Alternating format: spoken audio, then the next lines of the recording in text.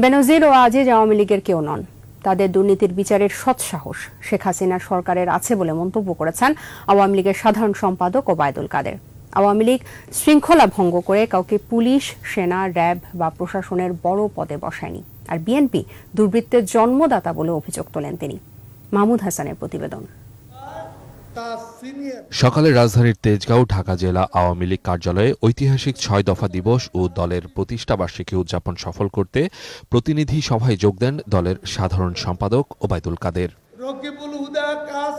ওবায়দুল কাদের জানান, বেনজির আহমেদ দলের কেউ নন। কেউ কোনো অপরাধ করলে এবং খবর এলে তার বিচারের সৎসাহস শেখ হাসিনার সরকারের আছে। আমরা পরিষ্কার বলে দিয়েছি, বেনজির আমাদের দলের লোক নয়। সিনিয়রিটি মেধা নিয়ে সে আইজিপি হয়েছে।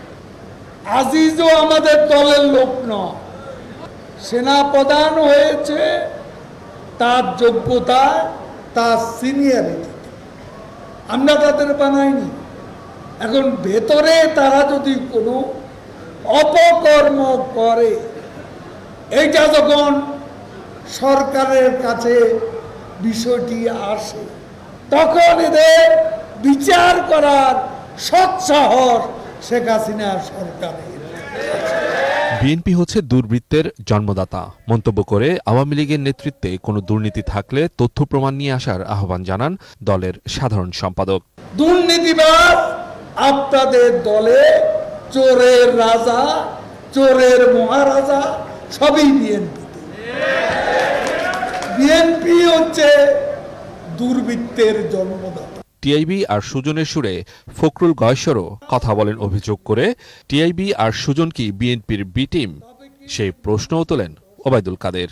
টিআইবি আর সুজন কি বিএনপির B team? Mahmud Hasan, ২১ television, Dhaka.